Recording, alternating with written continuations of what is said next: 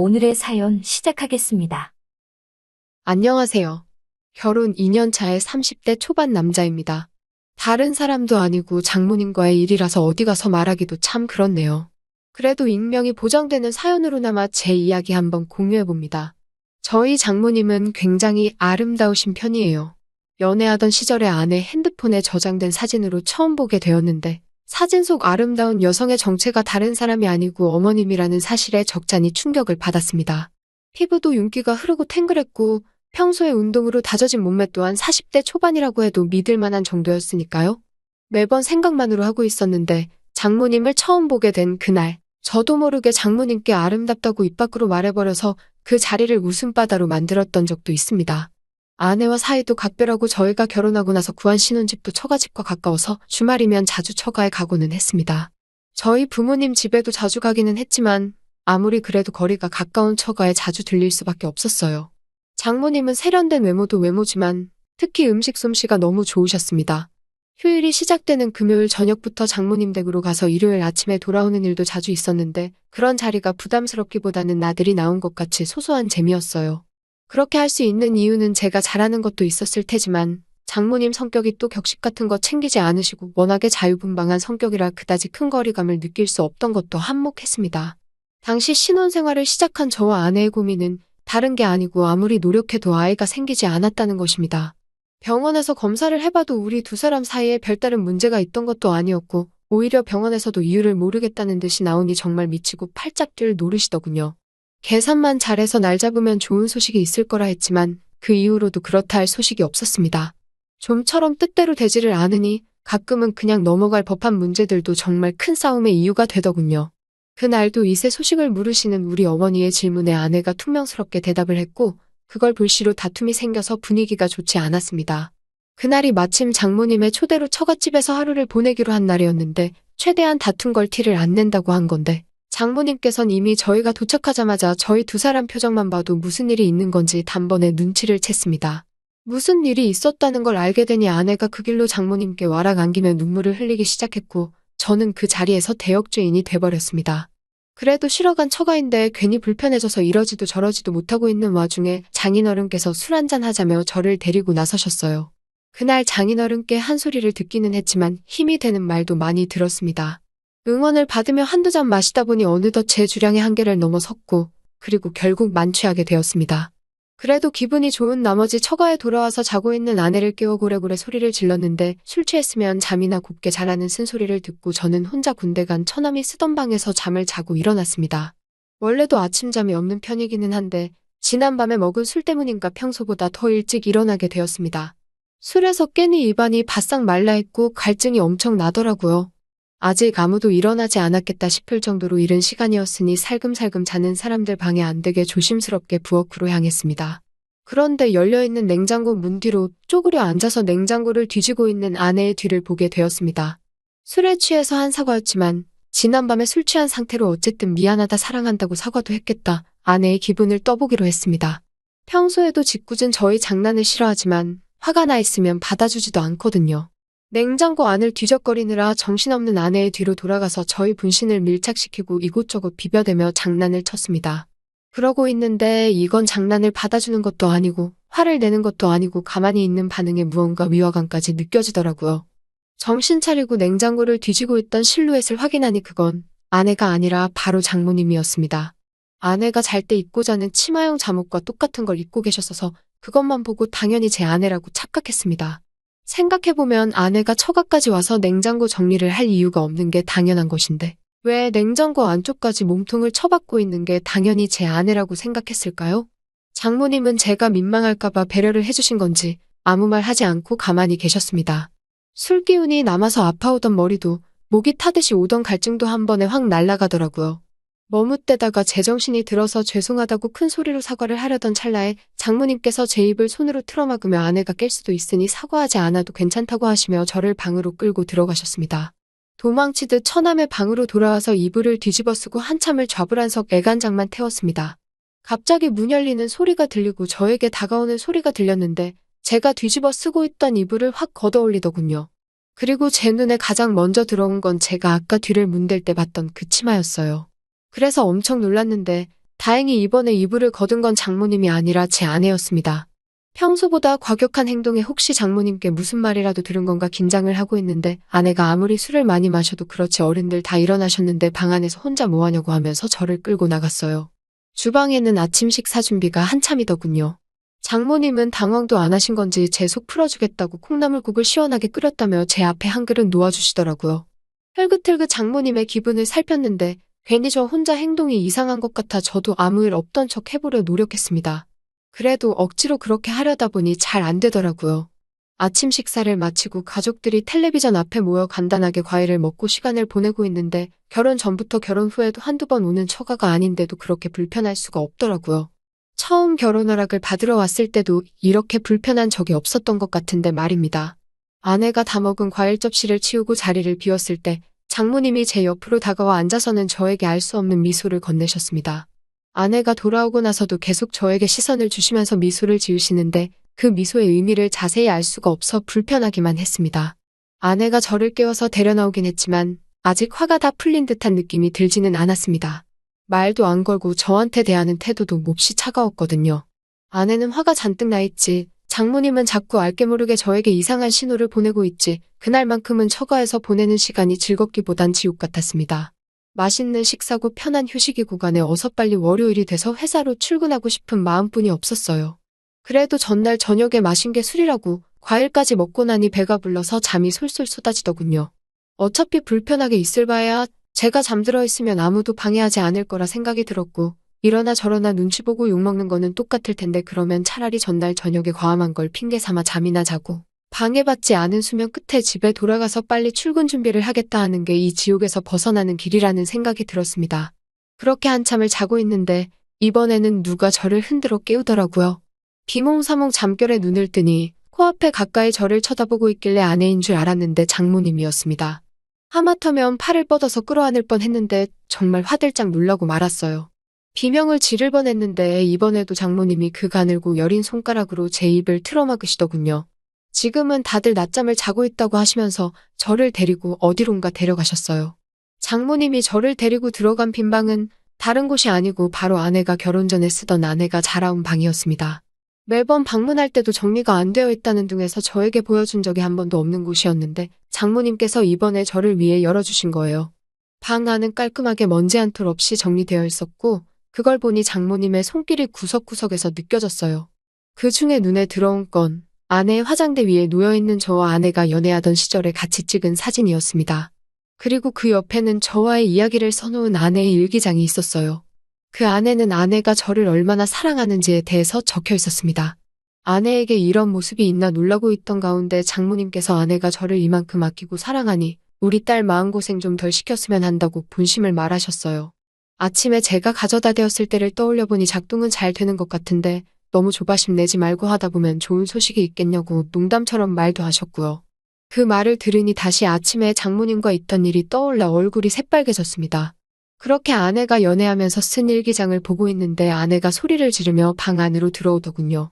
그걸 왜 보냐, 그걸 왜 보여줬냐 하며 당황하는데 그 모습이 오랜만에 너무 귀엽게 느껴졌습니다. 장모님 보는 앞에서 아내에게 잘하겠다 약속을 드렸어요. 그리고 그날 저녁에 나오니 식탁 위에는 스태미너에 좋다는 음식들로 한 상이 차려져 있더군요. 장어구이를 밥반찬으로 먹을 거라고 상상도 해본 적이 없었는데 그날 처음으로 장어구이를 밥상에서 먹게 되었습니다. 장모님은 깨알같이 꼬리 부분을 제 밥 위에 집어 올려주시면서 남자가 힘쓰려면 꼬리를 꼭 먹어야 한다며 은근슬쩍 농담을 하시고 아내를 보고는 사위가 그래도 보통은 넘는 것 같은데 너도 빼지만 말고 잘 좀 받아주라면서 농담을 하셨어요. 스태미너에 좋다는 버섯이나 마늘 같은 것도 계속해서 챙겨주시고 철이 지나서 제가 좋아하는 겨울 석화까지는 아니었지만 어디서 굴도 잔뜩 사오셔서 준비해 주셨더라고요. 아시죠 다들? 굴은 아연이 풍부해서 장어꼬리보다 훨씬 스태미너에 좋다는 걸요. 제가 과연 그날 저녁 식사를 한 건지 보양식을 먹은 건지 모를 정도로 기력 보충을 했습니다. 집에 가는 길에도 저녁에 먹고 남은 음식들을 양손 가득 싸주셨고요.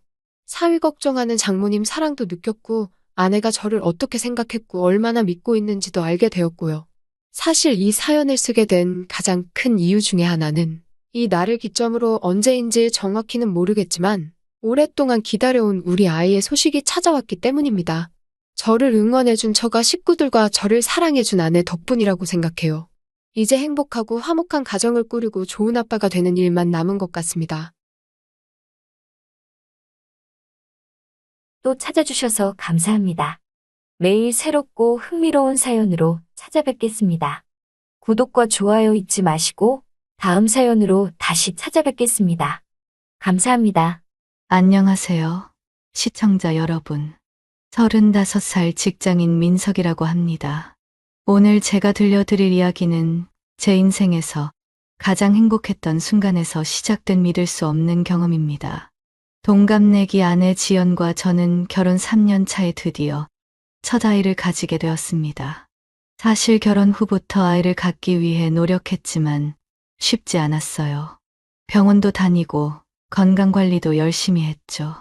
그래서 임신 테스트기에 두 줄이 나타났을 때의 그 기쁨이란. 지연아, 이거 맞아? 정말 임신한 거야? 아내는 눈물을 글썽이며 고개를 끄덕였습니다. 저는 너무 기뻐서 아내를 안아들고 거실을 빙글빙글 돌았어요. 야, 조심해. 뱃속에 아기 있다고. 지연이 웃으며 말했습니다. 그날 밤, 우리는 이불 위에 누워 천장을 바라보며 미래에 대한 이야기를 나눴어요. 아이의 이름부터 어떤 학교에 보낼지, 어떤 취미를 알려줄지까지. 우리 아이가 태어나면 주말마다 공원에 데려가자. 제가 말했습니다. 응. 그리고 캠핑도 자주 가자. 자연 속에서 뛰어노는 아이로 키우고 싶어. 저희 부모님과 처가 부모님께 소식을 전했을 때 그분들의 얼굴에 피어난 미소는 정말 잊을 수 없어요. 특히 장인어른은 평소 무뚝뚝하셨는데 그날만큼은 눈물을 보이셨죠. 사위, 고맙네.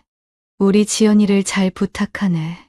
처음으로 제 어깨를 두드려 주시던 장인어른의 모습이 아직도 생생합니다.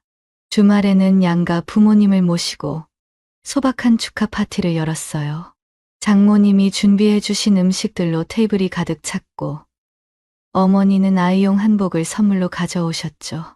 35살에 첫 애를 가졌으니 딱 좋은 타이밍이야. 요즘 젊은 사람들은 다들 늦게 결혼하니까. 장모님이 지연의 손을 잡으며 말씀하셨습니다. 임신 초기에 지연이는 심한 입덧으로 고생했어요. 매일 아침 출근하기 전 저는 지연이를 위해 생강차를 끓여놓고 갔습니다. 퇴근할 때는 항상 그녀가 좋아하는 과일이나 간식을 사들고 집에 왔죠. 오늘은 기분이 어때? 아기가 잘 있어? 매일 물어보는 질문이었지만 지연의 대답을 들을 때마다 가슴이 벅차올랐어요. 임신 3개월 차, 처음으로 초음파 검사를 받으러 갔을 때의 그 설렘이란. 작은 모니터 화면에 나타난 콩알만한 아기의 모습에 우리 둘 다 말을 잇지 못했어요. 저기 보이는 게 심장이에요. 잘 뛰고 있네요. 의사 선생님의 말씀에 지연이는 제 손을 꼭 잡았습니다. 저희 아기 심장 소리 들을 수 있나요? 네, 들어보실래요? 처음 들었던 우리 아이의 심장 소리. 쿵쿵, 쿵쿵 세상에서 가장 아름다운 음악이었어요. 그 순간 저는 눈물을 참지 못했습니다. 지연이도 마찬가지였고요. 우리가 정말 부모가 되는 거네. 병원을 나오며 중얼거렸던 제 말에 지연이는 밝게 웃으며 고개를 끄덕였어요. 임신 5개월 차가 되자 지연의 배가 눈에 띄게 불러왔어요. 매일 밤 저는 지연의 배에 귀를 대고 아기와 대화를 나눴습니다. 아가야, 아빠야. 건강하게 자라고 있니? 엄마가 많이 피곤해하니까 너무 심하게 발로 차지 마, 알았지? 그럴 때마다 지연이는 웃으며 제 머리카락을 쓰다듬었죠. 행복 그 자체였습니다. 주말이면 함께 아기 용품을 쇼핑했어요. 작은 옷과 신발들, 장난감들을 고르는 재미가 쏠쏠했죠. 그리고 육아책을 함께 읽으며 부모가 될 준비를 했습니다. 여기 보니까 신생아는 하루에 10번 이상 기저귀를 갈아야 한대. 와, 대단하다. 제가 책을 보며 말했죠. 그러게. 우린 잠도 제대로 못 자겠는걸? 그래도 기대돼. 지연이가 환하게 웃었습니다. 임신 6개월 차에는 태교를 위한 클래식 음악회에 다녀왔어요. 모차르트의 선율이 흐르는 동안 지연의 배 위에 손을 올려뒀더니 아기가 발로 차는 게 느껴졌습니다. 와, 느껴져? 우리 아기가 음악을 좋아하나 봐. 지연이에게 속삭였더니 그녀는 행복한 미소를 지었어요. 그날 밤 집으로 돌아오는 길에 우리는 미래에 대한 계획을 세웠습니다. 아이가 태어나면 1년 동안은 지연이가 육아휴직을 하고 그 후에는 제가 얼마간 휴직을 할 계획이었죠. 우리 아이는 엄마 아빠 둘 다에게 충분한 사랑을 받게 될 거야. 그래, 일과 가정의 균형을 잘 맞춰서 행복한 가정을 만들자. 임신 8개월 차, 우리는 아기 방을 꾸몄어요. 벽은 부드러운 하늘색으로 칠하고 천장에는 작은 별 모양 조명을 달았습니다. 아기 침대와 기저귀 가리대, 옷장까지 모두 준비했죠. 어때, 마음에 들어? 페인트 작업을 마치고 지연에게 물었습니다. 완벽해. 우리 아기가 정말 좋아할 거야. 태명을 정하는 날이었어요. 저는 하늘이나 별처럼 자연적인 이름을 생각하고 있었죠. 난 별이 좋을 것 같아. 저 천장의 별 조명처럼 우리 인생을 밝게 비춰줄 테니까. 좋아. 그럼 태명은 별로 하자. 우리의 작은 별. 출산 예정일이 다가올수록 지연은 점점 더 긴장해 보였어요. 밤에 잠을 설치는 일이 많아졌고 가끔씩 불안해하는 모습을 보였죠. 괜찮아? 많이 불안해. 어느 밤 뒤척이는 지연을 안으며 물었습니다. 응. 그냥 첫 출산이라 좀 겁이 나. 잘할 수 있을까? 당연하지. 넌 최고의 엄마가 될 거야. 내가 옆에서 항상 도울게. 출산 전날 밤, 우리는 침대에 누워 서로를 바라보며 이야기를 나눴어요. 지연의 눈에는 기대와 설렘이 가득했습니다. 내일이면 우리 별이를 만날 수 있겠네. 제가 지연의 배를 부드럽게 쓰다듬으며 말했어요. 응, 드디어. 정말 기대돼. 그날 밤, 지연은 갑자기 저를 깊게 끌어안았어요. 그녀의 눈빛에는 평소와 다른 열정이 담겨 있었죠. 오늘은 마지막으로 둘만의 시간을 가져볼까? 그녀가 제 귓가에 속삭였습니다. 괜찮아? 내일이 출산인데. 괜찮아. 의사 선생님도 말했잖아. 임신 후기에도 부부 관계는 가능하다고. 조심스럽게 시작된 우리의 사랑은 어느새 뜨겁게 타올랐습니다. 지연의 볼록한 배를 조심하며 그녀를 소중히 안아주었어요. 그녀의 눈에서 눈물이 흘러내렸지만 저는 그저 행복의 눈물이라고만 생각했습니다. 사랑해, 지연아. 너와 우리 아기 둘 다. 나도 정말 많이 사랑해.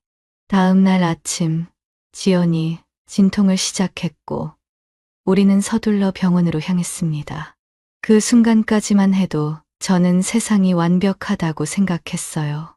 우리의 사랑으로 태어날 아이를 맞이할 준비가 되어 있었죠. 출산 당일, 지연의 첫 진통이 시작됐을 때 저는 정신이 없었어요. 미리 준비해둔 병원 가방을 들고 지연을 부축하며 차에 태웠습니다. 손에 땀이 주르륵 흐르더라고요. 괜찮아? 얼마나 아파? 제가 물었더니 지연은 억지로 미소를 지으며 대답했어요. 아직은 견딜만해. 그냥 좀 무서워. 병원으로 향하는 길은 평소보다 길게 느껴졌어요. 신호등마다 붉은 불이 켜진 것 같았고 차들은 더 느리게 움직이는 것만 같았죠. 제 심장은 쿵쾅거리고 있었습니다. 우리 별이가 드디어 만나러 오는구나. 신호등에 멈춰 섰을 때 지연의 손을 잡으며 말했어요. 그러자 갑자기 지연이 신음을 내뱉었어요. 진통이 점점 심해지고 있었던 거죠. 병원에 도착하자마자 분만실로 이동했습니다. 접수 과정에서 간호사가 지연에게 화려한 선물 상자를 건넸어요. 김지연님, 회사에서 보내신 출산 선물입니다. 화려한 포장지로 쌓인 선물 상자에는 고급스러운 아기 용품들이 가득했어요. 지연은 약하게 미소를 지었지만 왠지 표정이 어색해 보였습니다. 병실에 자리를 잡고 나니 진통은 더 심해졌습니다. 의사 선생님께서는 아직 분만까지 시간이 좀 남았다고 했어요. 복도에서 기다리는 동안 저는 초조함에 발을 동동 굴렀습니다. 간호사들이 분주하게 오가며 지연의 상태를 체크했고 저는 잠깐씩만 들어가 지연을 응원할 수 있었어요. 민석아, 나 무서워. 지연이 제 손을 꽉 쥐며 말했어요. 괜찮아. 내가 여기 있잖아. 우리 별이를 만날 생각만 해. 조금만 더 힘내. 시간이 지날수록 진통은 더 심해졌고 지연의 고통도 커졌습니다. 저는 가슴이 찢어지는 것 같았어요. 사랑하는 사람이 고통받는 모습을 지켜보는 것보다 힘든 일은 없더라고요. 8시간의 고통스러운 진통 끝에 드디어 분만실에서 소식이 왔습니다. 곧 출산이 진행될 거라고 했어요. 저는 대기실에서 초조하게 기다렸습니다. 손톱을 물어뜯으며 복도를 서성이는데 지연의 비명 소리가 희미하게 들렸어요. 심장이 요동쳤습니다. 마침내 간호사가 나와 저를 불렀어요. 아버님, 들어오세요. 아기가 태어났습니다. 탯줄을 자르실 수 있어요. 다리가 후들거렸지만 용기를 내어 분만실로 들어갔습니다. 지연은 땀에 젖은 채 누워 있었고 간호사가 작은 아기를 안고 있었어요. 그 순간 제 심장은 멈춘 것 같았어요. 세상에서 가장 아름다운 광경이었습니다. 축하합니다. 건강한 남자아이예요. 의사가 말했어요. 눈물이 왈칵 쏟아졌습니다. 저는 지연의 이마에 키스하며 속삭였어요. 해냈어, 지연아. 우리 별이가 태어났어. 간호사가 아이를 닦아내고 있었어요. 저는 탯줄을 자르기 위해 다가갔습니다. 가위를 받아들고 떨리는 손으로 탯줄을 자르려는 순간 제 시선이 아이에게 멈췄어요. 뭔가 이상했습니다. 아이의 머리카락이 조금 밝은 색이었어요. 금발처럼 보였습니다. 순간 머릿속에 의문이 스쳤지만 갓난아기라 그런가 하고 생각했어요. 많은 아기들이 태어날 때 머리색이 다르다가 나중에 변하기도 한다고 들었으니까요. 탯줄을 자르면서도 그 생각이 머릿속을 떠나지 않았지만 지금은 우리 아이의 탄생을 축하하는 순간이라고 마음을 다잡았습니다. 간호사가 아이를 지연에게 건넸어요. 지연은 잠시 망설이다가 아이를 안았습니다. 그녀의 눈에는 복잡한 감정이 어려 있었어요. 기쁨, 두려움, 걱정. 읽기 어려웠습니다. 예쁜 아기네요. 간호사가 말했지만 의사와 다른 간호사들의 표정이 미묘하게 변했어요. 그들도 뭔가 이상함을 느낀 걸까요? 병실로 돌아가는 길, 복도는 길게 늘어졌고 발걸음은 무거웠습니다. 지연은 침대에 누워 아이를 안고 있었지만 눈빛이 불안해 보였어요. 아기가 너무 예쁘다. 제가 말했어요. 근데 머리카락 색이 좀 밝은 것 같아. 너랑 나랑 다 검은 머리인데. 지연은 입술을 깨물었어요. 그래? 아기들은 태어날 때 다르게 보일 수도 있대. 시간이 지나면 바뀔 거야. 그녀의 목소리가 약간 떨렸지만 저는 그저 출산 후의 피로 때문이라고 생각했어요. 간호사가 들어와 아이를 신생아실로 데려가겠다고 했습니다. 지연은 아이를 내어주며 깊은 한숨을 내쉬었어요. 좀 쉬어. 나중에 다시 올게. 제가 지연의 손을 잡으며 말했어요. 복도를 걸어 신생아실로 향했습니다. 큰 유리창 너머로 우리 아이를 찾았어요. 다른 아기들 사이에서 금방 눈에 띄었습니다. 제가 예상한 것보다 머리카락이 훨씬 밝았어요. 분명히 금발이었습니다. 심장이 빠르게 뛰기 시작했어요. 이건 단순히 갓난 아기라서 그런 것이 아니었습니다. 다른 한국 아기들과 비교했을 때 우리 아이는 너무나 달랐어요. 피부도 더 하얗고 얼굴 생김새도 달랐습니다. 옆에 서 있던 다른 아빠가 제게 말을 건넸어요. 귀여운 아기네요. 축하합니다. 저는 억지로 미소를 지으며 고개를 끄덕였습니다. 하지만 머릿속은 온통 의문으로 가득했어요. 두 간호사가 신생아실 안에서 우리 아이를 보며 수근거리는 모습이 보였습니다. 그들의 표정에서 뭔가 이상하다는 것을 느낄 수 있었어요. 병실로 돌아가는 길, 생각이 꼬리에 꼬리를 물었습니다. 지연이, 설마. 하지만 그런 생각을 즉시 밀어냈어요. 우리는 서로 사랑했고, 함께 아이를 갖기 위해 얼마나 노력했는데, 병실 문 앞에 서서 심호흡을 했습니다. 문을 열자 지연이 창밖을 바라보고 있었어요. 그녀는 제가 들어오자 살짝 몸을 움찔했습니다. 아이 봤어? 지연이 물었어요. 응, 봤어. 제가 대답했습니다. 정말 예쁘더라. 침묵이 흘렀습니다. 많은 질문이 목구멍까지 올라왔지만 저는 그것들을 삼켰어요. 지금은 아직 아닌 것 같았습니다. 지연은 방금 출산을 했고 지금은 휴식이 필요했어요. 조금 쉬어. 부모님들이 곧 오실 거야. 제가 말했어요. 지연의 눈에 불안함이 스쳤지만 그녀는 고개를 끄덕였습니다. 얼마 후 복도에서 발소리가 들렸습니다. 문이 열리고 양가 부모님이 환한 미소를 지으며 들어오셨어요. 손에는 꽃다발과 선물이 가득했습니다. 우리 손주 봤어? 어떻게 생겼니? 어머니가 기쁜 목소리로 물으셨어요. 아직 멀리서만 봤어요. 신생아실에 있어요. 제가 대답했습니다. 장인어른이 제 어깨를 두드렸어요. 어서 가서 봐야지. 우리 손주가 누구를 닮았는지 궁금하구먼. 부모님들은 곧 신생아실로 향하셨고 저는 지연과 단둘이 남았습니다. 그녀는 이불을 꽉 쥐고 있었어요. 눈빛에는 공포가 서려 있었습니다. 민서가.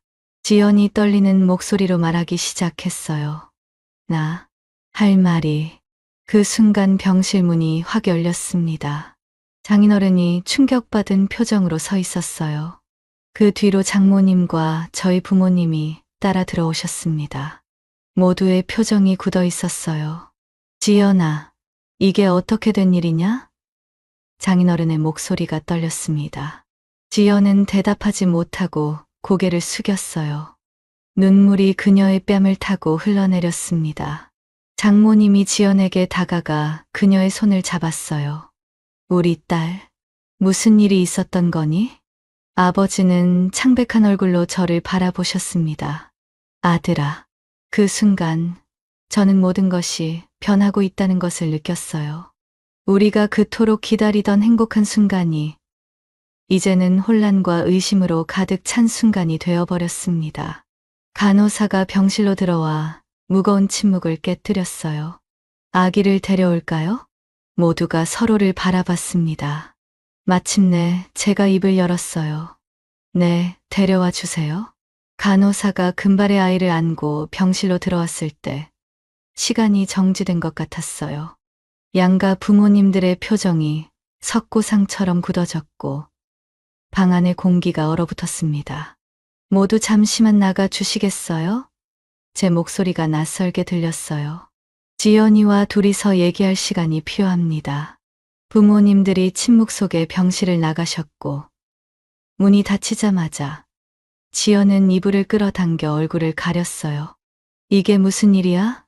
제 목소리는 떨렸지만 최대한 감정을 억누르려 했어요.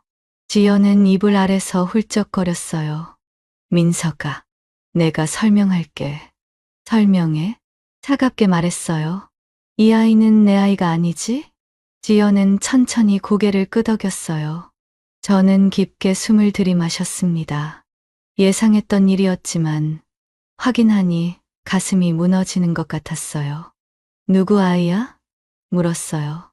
지연은 눈물을 닦고 잠시 머뭇거리더니 입을 열었어요.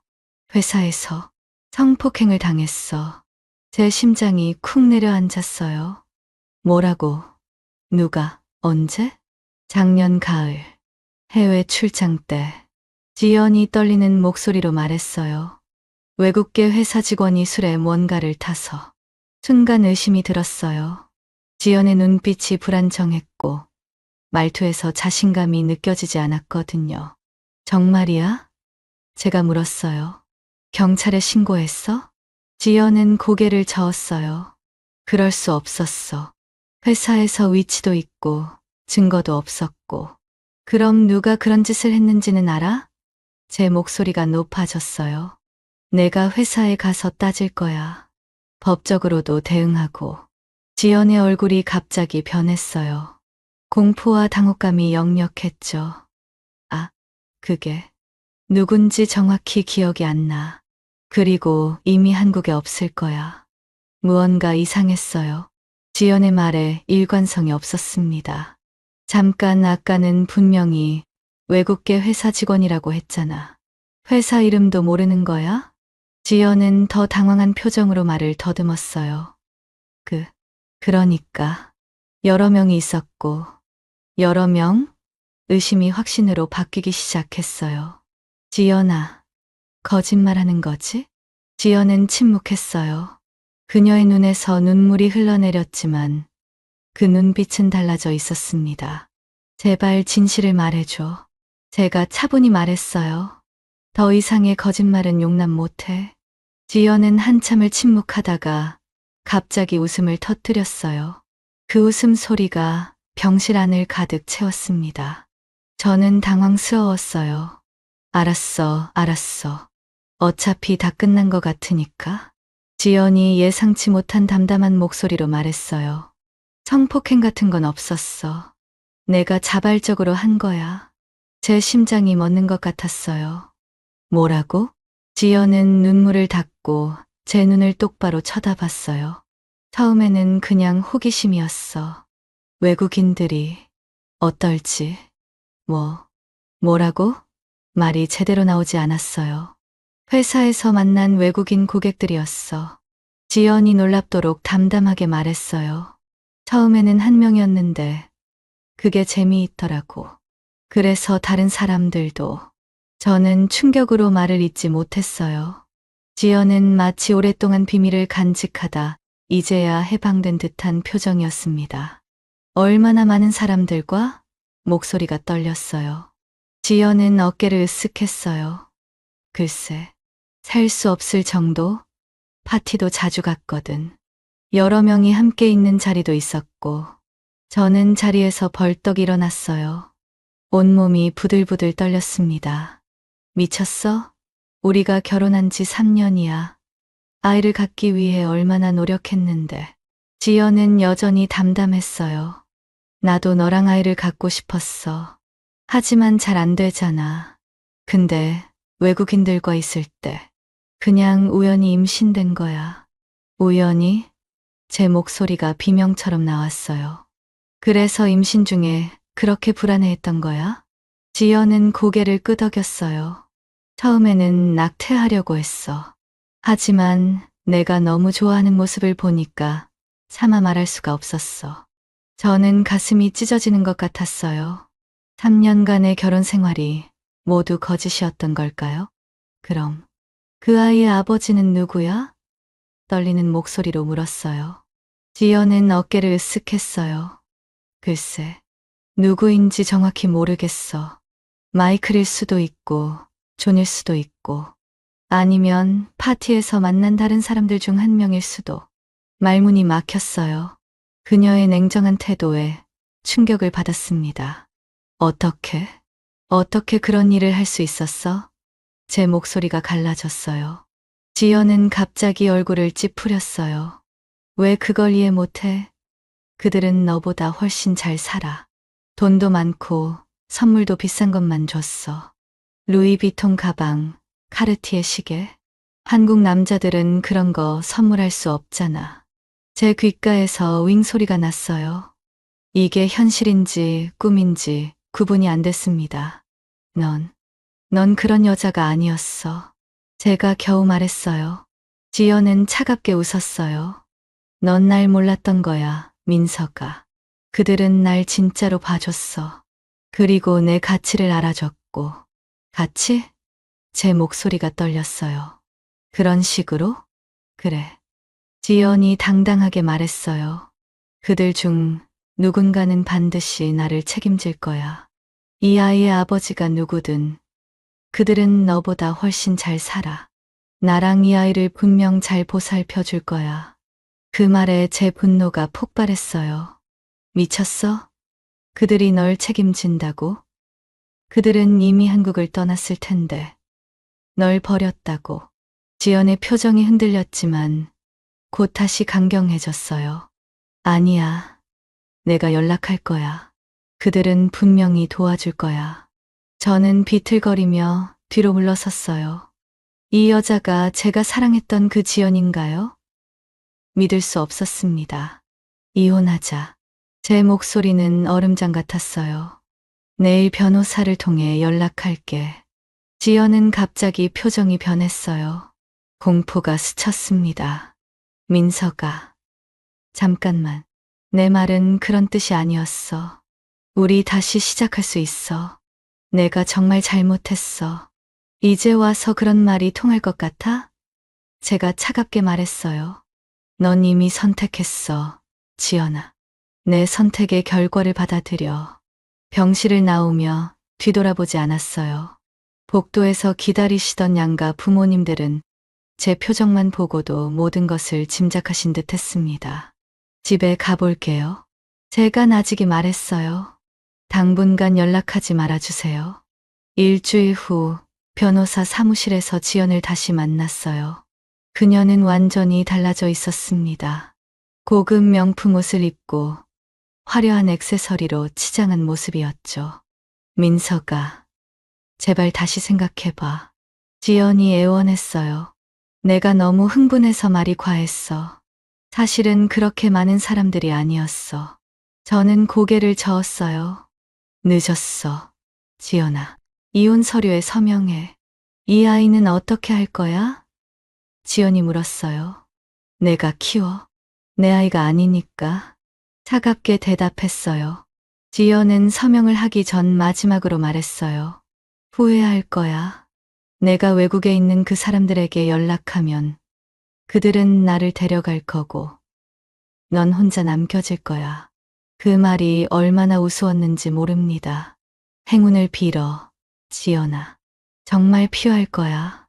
6개월 후 친구를 통해 지연의 소식을 들었어요. 그녀가 아이의 아버지를 찾기 위해 외국계 회사들에 연락을 돌리고 있었대요. 심지어 회사 이메일로 대량 메일을 보내 문제가 됐다고 했습니다. 결국 해고됐대요. 친구가 말했어요. 그리고 외국에 있는 남자들에게 연락했지만 다들 모른 척 했대요. 심지어 그녀를 차단하기까지 했다고. 1년 후 우연히 거리에서 지연을 마주쳤어요. 그녀는 금발의 아이를 안고 있었는데 너무 달라져 있었습니다. 화려했던 옷과 액세서리는 사라지고 초라한 모습이었어요. 민서가. 그녀가 떨리는 목소리로 불렀어요. 오랜만이네. 제가 차분히 대답했어요. 어떻게 지내? 지연이 물었어요. 잘 지내. 회사도 승진했고 곧 미국 지사로 발령받을 거야. 지연의 눈에 부러움이 스쳤어요. 난 많이 힘들어. 아이 아빠를 찾으려고 했는데 아무도 책임지려 하지 않더라. 오히려 날 미친 여자 취급해. 당연한 결과 아닌가? 제가 냉정하게 말했어요. 민서가. 지연이 갑자기 제 팔을 잡았어요. 우리 다시 한번 기회를 줄 수 없을까? 내가 정말 반성하고 있어. 내가 얼마나 소중한 존재였는지 이제야 알겠어. 저는 부드럽게 그녀의 손을 떼어냈어요. 미안해, 지연아. 이미 다른 사람을 만났어. 다음 달에 결혼할 예정이야. 지연의 얼굴이 창백해졌어요. 그 여자는 누구야? 내 회사 동료야. 너와는 달리 정직하고 신뢰할 수 있는 사람이야. 그 말에 지연의 눈에서 눈물이 흘러내렸어요. 내가 그렇게 쉽게 날 잊을 줄 몰랐어. 너도 날 쉽게 배신했잖아. 제가 차갑게 대답했어요. 이제 가볼게. 잘 지내. 2년 후 미국 지사에서 일하고 있을 때 한국에서 소식이 들려왔어요. 지연이 SNS에 외국인 남성들과의 사진과 메시지를 올리며 아이의 아버지를 공개적으로 찾고 있다는 거였죠. 그 일로 법적 분쟁에 휘말렸고 결국 정신질환 진단까지 받았다고 했어요. 그녀의 부모님도 딸의 행동에 충격을 받아 모든 관계를 끊었다고 했습니다. 아이는 결국 입양됐고 지연은 알코올 중독에 빠져 재활센터를 드나들고 있다고 했어요. 저는 아내 유진과 함께 아름다운 집으로 돌아왔어요. 우리의 작은 아들이 웃으며 달려왔고 저는 그를 높이 들어 올렸습니다. 오늘 어땠어? 유진이 미소 지으며 물었어요. 완벽했어. 제가 대답했어요. 우리 가족이 있으니까. 창밖으로 눈이 내리기 시작했어요. 저는 과거의 상처를 온전히 치유했습니다. 이제는 진정한 사랑과 신뢰가 무엇인지 알고 있으니까요. 그리고 어딘가에서 자신의 선택으로 모든 것을 잃은 지연은 허영심과 거짓말로 가득 찬 인생의 대가를 치르고 있겠죠. 모든 선택에는 결과가 따르는 법이니까요. 오늘도 들꽃야담을 찾아주셔서 감사합니다. 조선의 한 마을 전역에 퍼진 전염병을 치료하기 위해 전설의 약초를 찾아 험난한 모험을 떠나는 한 의원의 음산하지만 감동적인 이야기입니다. 스토리 중간에는 재미난 반전이 숨어 있으니 놓치지 말고 시청해보세요. 깊은 밤, 짙은 안개가 산골짜기를 가득 채웠습니다. 발 아래서 낙엽이 바스락거릴 때마다 두공은 걸음을 멈췄습니다. 그는 호롱불을 밝히며 길을 찾으려 했지만 짙은 어둠 속에서 방향 감각을 잃은 지 오래였지요. 여기가 맞는 길일 텐데. 그는 중얼거리며 헝클어진 머리를 쓸어 넘겼습니다. 가파른 산길을 따라 몇 시간을 헤매다 보니 발목이 뻐근해졌지만 하루빨리 마을 사람들을 치료해야 한다는 책임감이 그를 붙들고 있었습니다. 멀리서 나뭇가지가 부러지는 소리가 들려왔습니다. 두공은 몸을 돌려 소리가 난 방향을 바라보았어요. 누구 계십니까? 대답 대신 또 다른 나뭇가지가 부러지는 소리만이 돌아왔습니다. 마음이 급해진 두공은 소리가 나는 쪽으로 발길을 옮겼습니다. 그 순간 숲속의 하얀 옷자락이 나풀거리는 것이 보였지요. 그 옷자락은 바람에 떠다니듯 가볍게 흔들렸어요. 두공은 걸음을 멈추었지요. 거기 누구십니까? 사람 있습니까? 여전히 아무 대답도 들려오지 않았습니다. 대신 하얀 옷자락은 더 깊은 숲속으로 스르륵 사라졌습니다. 숲에서 길을 잃은 두공은 주변의 기운이 묘하게 변하고 있음을 느꼈지요. 공기가 무겁고 서늘해지며 숲의 소리도 점점 잦아들었지요. 그리고 그곳 커다란 고목 아래 한 여인이 서 있었어요. 그녀는 두공을 응시하며 가만히 서 있었답니다. 청초한 얼굴에 긴 머리카락이 빛을 받아 은빛으로 빛이 났고 하얀 옷자락은 안개처럼 몸을 감싸고 있었지요. 어떻게 이 깊은 숲에 오셨습니까? 그녀가 말했습니다. 목소리는 낮고 맑았지만 어딘가 차갑고 냉랭하여 이질적인 느낌이 들었습니다. 두공은 경계심을 풀지 못한 채 한 발짝 물러섰지요. 길을 잃었습니다. 저는 의원입니다. 급히 아랫마을로 가야 하는데 길을 잃고 헤매는 중입니다. 그녀는 고개를 갸웃하며 두공을 위아래로 훑어보았습니다. 의원이라. 사람들을 살리는 일이군요. 흥미롭군요. 두공은 그녀의 말투에 당황했지만 그녀의 시선을 피해 조심스럽게 물었습니다. 혹시 마을로 가는 길을 아십니까? 여인은 천천히 고개를 끄덕였습니다. 알고 있습니다. 하지만 이 숲은 위험하고 산세가 가파르니 조심해야 하지요. 무사히 가고 싶으시면 저를 따라오십시오. 그녀는 몸을 돌려 숲속 어딘가로 걸음을 옮겼습니다.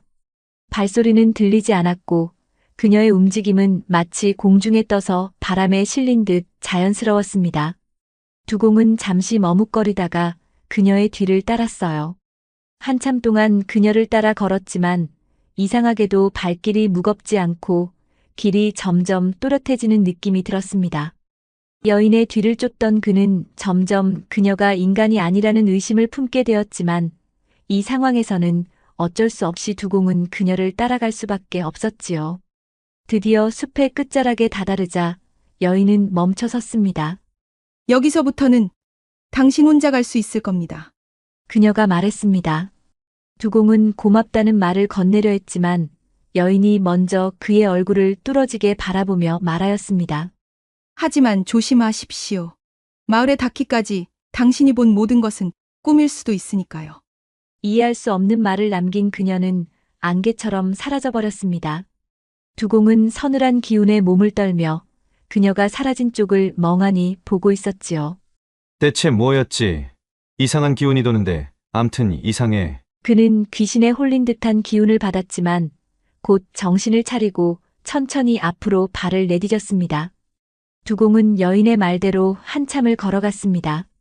신기하게도 조금 전까지 어둡고 험난하던 길이 어느새 평탄하여 걷기 쉬운 길로 변해 있었지요. 정말 여우에라도 홀린 것일까? 그는 속으로 중얼거리며 숲 밖에 보이는 작은 불빛을 따라 발걸음을 옮겼습니다. 그 불빛은 곧 마을의 등불로 이어졌고 두공은 마침내 목적지에 도착하였답니다. 마을은 한눈에 보기에도 황량한 분위기였습니다. 집마다 문이 닫혀 있었고 길에는 사람 한 명 보이지 않았지요. 두공은 문득 자신을 맞이할 사람조차 없을지도 모른다는 생각에 가슴 한편이 서늘해졌습니다. 이봐요! 여기 의원이 왔습니다! 그는 큰 소리로 외쳤습니다. 잠시 후 어느 허름한 집의 문이 삐걱거리며 열리더니 허리가 굽은 노인이 고개를 내밀었습니다. 의원이라 아셨습니까? 노인의 눈빛에는 희망과 의심이 뒤섞여 있었습니다. 전염병으로 사람들이 죽어가자 마을에 있던 의원까지 도망간 처지라 외지에서 의원이 올 거라고는 꿈에도 생각을 못했던 터라 노인은 의아해했지요. 네, 전염병이 돌고 있다는 이야기를 듣고 왔습니다. 환자가 어디에 계시는지 알려주십시오. 두공이 정중히 말하자 노인은 문 밖으로 나와 천천히 고개를 끄덕였습니다. 여기 사람들 모두 병들어 죽어가고 있습니다. 저를 따라오시지요. 노인을 따라가자 움막 같은 곳에 환자들이 모여 있었습니다. 그날 밤부터 두공은 성심을 다해 환자를 돌보았습니다. 열로 몸이 뜨겁고 기운이 다 빠져버린 사람들 대부분은 제대로 된 치료를 받지 못해 더 악화한 상태였습니다. 두공은 들고 온 약을 나눠주며 응급처치했지만 그것만으로는 턱없이 부족하였습니다. 이대로는 모두를 살릴 수 없는데 무슨 방법이 없을까? 두공은 밤새 마을의 여러 환자를 돌보았지만 그의 손에 들린 약과 간단한 처치만으로 병세를 잡기엔 역부족이었습니다. 침상에 누워 신음하는 사람들의 모습을 보며 두공은 무력감에 빠졌어요. 이렇게 놔두면 모두를 잃게 될지도 몰라. 그는 머리를 감싸쥐며 한숨을 내쉬었습니다. 그때 그를 도와주던 노인이 조심스럽게 입을 열었다지요. 의원님, 제가 들은 이야기가 있습니다. 어쩌면 도움이 될지도 모르겠습니다만. 두공은 흐르는 땀을 닦으며 귀가 솔깃하여 노인을 바라보았습니다. 어떤 이야기입니까? 말씀해 주세요. 노인은 주름진 손으로 턱을 문지르며 말을 이어갔습니다. 이 산속 깊은 곳에는 신령스러운 약초가 자란다는 풍문이 있지요. 여우비가 내릴 때만 나타나는 초록빛 불로 여우비초라고 하더군요. 그 약초를 달여 마시면 어떤 병도 낫는다고들 했습니다. 하지만 그 숲은 아무나 들어갈 수 있는 곳이 아니라 하더이다. 여우비초라니? 두공은 처음 듣는 이야기라서 의아한 표정을 지었습니다. 비 오는 날이 아니라도 여우비가 내릴 때가 있지 않습니까? 그때만 약초가 빛을 발한다는군요. 하지만 그 숲은 오래전부터 귀신들이 지킨다는 소문이 돌았지요. 노인은 고개를 들면서 덧붙였습니다. 산속에서 길을 잃는 사람들이 많다는 말도 들었습니다. 마을 사람들이 떼죽음을 당하니 그 약초라도 먹이고 싶은 간절한 생각이 들어서요. 두공은 잠시 생각에 잠겼습니다. 그리고 중얼거리듯 노인에게 말하였지요. 이대로라면 이곳에 있는 사람들은 모두 죽습니다. 이 사람들을 살릴 방법은 그 여우비초를 구하는 길밖에 다른 방법이 없을 것 같군요. 다음 날 아침 두공은 가벼운 보찜을 꾸려 산길로 나섰습니다. 노인의 말을 떠올리며 그는 여우비가 내린다는 약초를 찾기 위해 단단히 각오를 다졌습니다. 내 반드시 약초를 찾아 돌아가겠다. 마을 사람들이 죽어나가는 것을 더 이상 두고 볼 수만은 없어. 지난번 길을 잃고 헤매던 때처럼 숲의 공기는 시원했지만 묘한 기운이 감돌았습니다. 나뭇잎들이 바람에 스치는 소리가 이상하게 크게 들리고 먼 곳에서는 새의 울음소리가 메아리처럼 이어졌지요. 그는 나뭇가지로 뒤덮인 길을 따라 천천히 걸어가며 주변을 살폈습니다. 한참을 걷던 두공은 준비해온 지도를 꺼내 살폈습니다. 노인이 말한 곳이 어디쯤일까? 두공은 지도를 따라 걷다. 잠시 바위 옆에 보찜을 내려놓고 주먹밥을 꺼냈습니다. 체력이 떨어지면 안 되지. 주먹밥을 한 입 베어 물면서 주변을 둘러보던 그는 혼잣말을 하였습니다. 이 약초라는 게 정말 존재하는 걸까?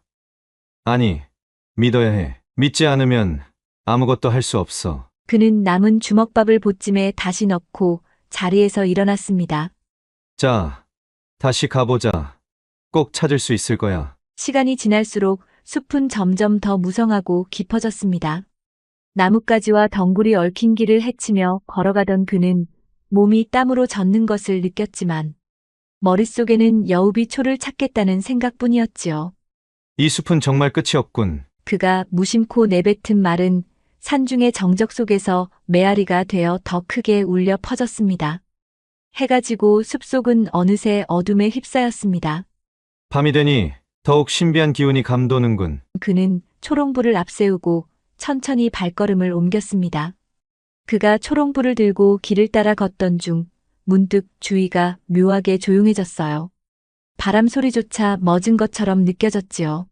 두공은 멈춰서서 초롱불을 들고 주위를 둘러보았습니다. 무언가 이상한데. 그 순간 멀리서 희미한 빛이 보였습니다. 그 빛은 마치 누군가 초롱불을 들고 있는 것처럼 흔들거리고 있었지요. 저건 뭐지? 두공은 조심스럽게 빛을 향해 다가갔습니다. 빛이 조금 더 가까워지자 두공은 그것이 낮에 노인이 말했던 전설의 약초 여우비초일지도 모른다는 생각이 스쳤습니다. 빛나는 무언가를 향해 걸어가던 그는 숲속에서 익숙한 목소리를 들었습니다. 결국 여기까지 오셨군요. 두공은 깜짝 놀라 뒤를 돌아보았습니다. 그곳에는 지난밤에 숲에서 자신을 도와주었던 여인이 서 있었습니다. 그때처럼 여인의 하얀 옷자락이 달빛 아래에서 은은하게 빛나고 있었지요. 당신은 그는 말을 잇지 못한 채 그녀를 바라보았습니다. 여인은 그의 놀란 표정을 보며 미소 지었지요. 약초를 찾으러 오셨다면 제가 도와드리지요. 그녀는 이미 두공이 약초를 구하러 올 거라는 것을 알고 있다는 듯이 말하였지요. 당신은 누구신데 지난번부터 이렇게 깊은 산속에 거처하면서 저를 도와주시는 것입니까? 두공은 산속 여인의 정체가 궁금하여 물었지요. 저는 이곳 산속에 사는 이화라고 합니다. 의원님이 약초를 캐시면 그때 제 정체를 말씀드리지요. 정말 약초를 찾을 수 있는 겁니까? 이화는 고개를 끄덕이며 길을 가리켰습니다. 저를 따라오십시오. 하지만 약초를 얻기 위해서는 몇 가지 약속을 지켜야 한답니다. 그리하여 두공은 이화의 뒤를 따라 여우비초를 찾기 위한 새로운 여정을 시작했습니다. 어둠 속에서도 초롱불은 두 사람의 길을 밝혔고 숲속은 점점 더 신비로운 기운으로 가득해졌습니다. 두공과 이화는 초롱불 아래서 숲을 헤쳐나가면서 걷기 시작했지요. 두공은 그녀가 어두운 길을 아무런 빛도 없이 걸어가는 모습에 다시 한번 놀랐습니다. 발목을 잡을 법한 덩굴도 불쑥 솟은 돌멩이도 그녀의 발길을 방해하지 못했지요. 이 길은 점점 더 험난해질 겁니다. 이화는 조용히 말했습니다. 그러니 더욱 조심히 걸으셔야 합니다. 여우비초는 그리 쉽게 얻어지는 약초가 아닙니다. 여우비초가 있는 곳이 대체 어떤 곳입니까? 그곳은 세상과 천상의 경계입니다. 인간이 감히 들어설 수 있는 곳이 아니지요. 그렇기 때문에 당신은 많은 관문을 통과해야 하지요. 그녀는 여우비초에 대하여 잘 아는 듯 하였습니다. 얼마나 걸었을까? 두 사람 앞에 거대한 바위 절벽이 나타났습니다. 절벽 아래로는 검은 연못이 펼쳐져 있었지요. 연못 위에는 희미한 안개가 피어올라 신비로운 분위기를 자아냈습니다. 이 연못을 건너야 합니다. 이화가 손짓하며 말했습니다. 건너다니요. 다리가 없는데 어떻게 건너죠? 두공은 당황하며 물었습니다. 그때 연못 위로 나뭇가지들이 움직이더니 마치 살아있는 생물처럼 뻗어와 얇은 다리를 만들어냈습니다. 이 다리는 당신의 믿음으로만 지탱됩니다. 두려움을 느끼면 다리가 사라질 겁니다. 이화는 차분히 설명하였어요. 두공은 숨을 깊이 들이쉬고 조심스럽게 다리에 한 발을 내디뎠습니다. 바닥에 나뭇가지들이 흔들렸지만 그는 뒤를 돌아보지 않고 한 발 한 발 앞으로 나아갔습니다. 그가 연못 중간쯤에 다다랐을 때 갑자기 어디선가 물속에서 끈적한 검은 손이 불쑥 튀어나왔습니다. 손은 그의 발목을 잡으려 했습니다. 조심하세요. 이화가 외쳤습니다. 두공은 호롱불을 단단히 쥐고 물속 손을 향해 힘껏 내리쳤습니다. 검은 손은 비명을 지르며 물속으로 사라졌지만 다리는 크게 흔들렸습니다. 뒤를 돌아보지 마세요. 끝까지 가야 합니다.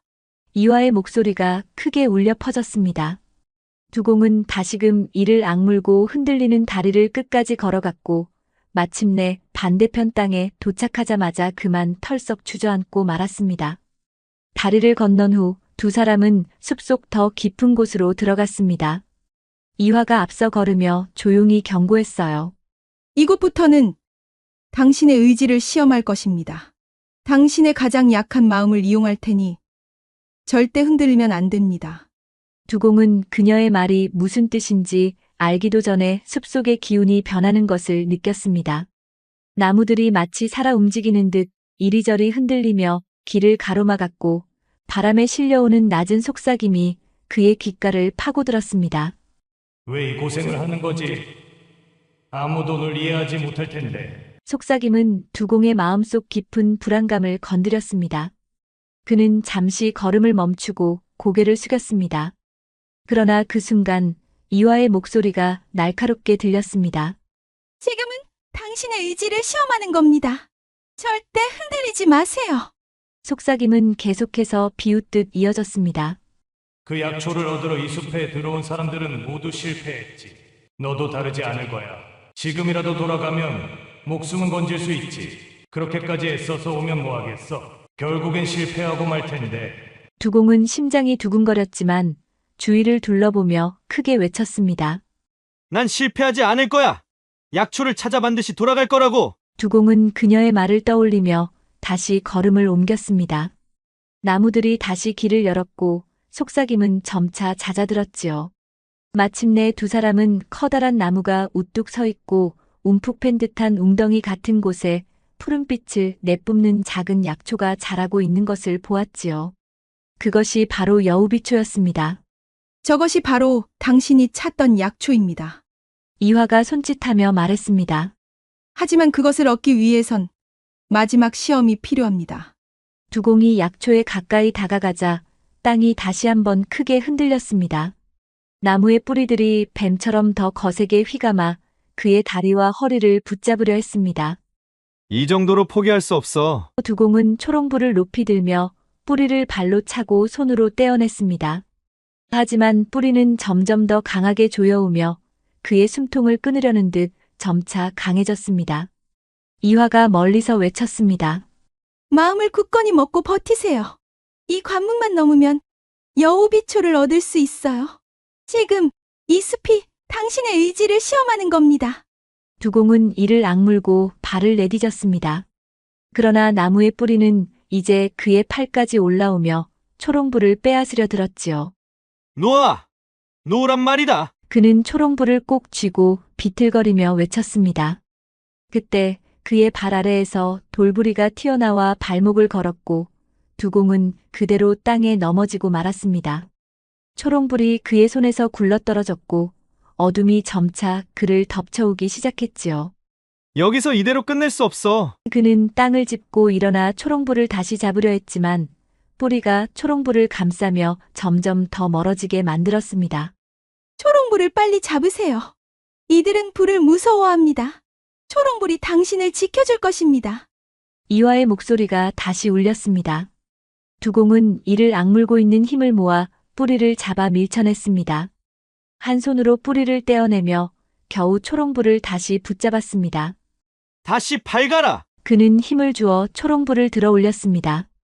초롱불은 그가 믿음을 되찾는 순간 다시 밝게 빛났고 뿌리들은 마치 초롱불빛에 겁을 먹은 듯 스르르 땅속으로 사라졌습니다. 이때다 싶어 두공은 여우비초를 움켜쥐어 뜯었지요. 한 움큼 뜯자 뿌리들은 땅으로 가라앉았고 두공은 차분히 여우비초를 뜯었지요. 드디어 얻었어요. 두공은 약초를 가득 품에 안고 땀이 흠뻑 젖은 얼굴로 겨우 숨을 골랐습니다. 당신은 해냈습니다. 이화가 조용히 말하며 다가왔습니다. 두공은 땀에 젖은 얼굴로 그녀를 바라보며 숨을 몰아쉬었습니다. 이제 많은 사람을 살릴 수 있겠군요. 두공이 힘겹게 말하였어요. 네. 그 약초는 마을 사람들을 구할 열쇠입니다. 하지만 이 숲을 나갈 때까지 방심하지 마세요. 이화의 안내로 두 사람은 다시 숲을 빠져나가기 시작했습니다. 여정은 끝난 듯 보였지만 두공은 묘한 불안을 느꼈습니다. 숲을 빠져나가는 동안 또 다른 시험이 기다리고 있는 것은 아닐지 그는 끝까지 긴장을 늦추지 않았습니다. 그의 몸은 피곤으로 지쳐 무거웠지만 약초를 얻었다는 기쁨과 보람이 그를 버티게 했습니다. 이제 돌아가서 사람들을 구할 수 있어. 그는 숨을 고르며 말했습니다. 그러나 그의 옆에서 이화의 얼굴은 회색빛으로 변하고 있었지요. 이제 숲을 빨리 나가야 합니다. 더 이상 머무르면 당신에게도 나에게도 좋지 않을 거예요. 그녀는 낮은 목소리로 말했습니다. 두공은 그녀의 얼굴을 유심히 살피며 물었습니다. 왜 그래요? 약초를 얻었는데 기쁘지 않습니까? 이화는 답하지 않고 그저 고개를 돌려 숲속 어딘가를 바라보았습니다. 그 순간 그녀의 하얀 옷자락 끝이 흐릿해지며 사라지는 듯 보였습니다. 잠깐만요. 두공은 그제야 뭔가 이상하다는 것을 깨달았습니다. 당신 몸이 왜 이러죠? 이화는 천천히 숨을 내쉬며 그를 바라보았습니다. 나는 인간이 아니에요. 이 숲의 기운을 여우비초를 얻기 위해 다 쓰고 나니 제 기운이 무너져 사라지는 것입니다. 두공은 이화가 무슨 말을 하는지 이해를 할 수 없었습니다. 무슨 말을 하는 겁니까? 당신은 대체 누구죠? 이화는 잠시 침묵하다가 결심한 듯 말했어요. 아까 말했지요. 나는 이 숲을 지키는 존재라고. 하지만 그 본질은 구미호입니다. 그 말에 두공은 한 걸음 물러섰습니다. 그를 도왔던 따뜻한 여인의 모습 뒤에 숨겨진 진실이 그의 마음을 혼란스럽게 했지요.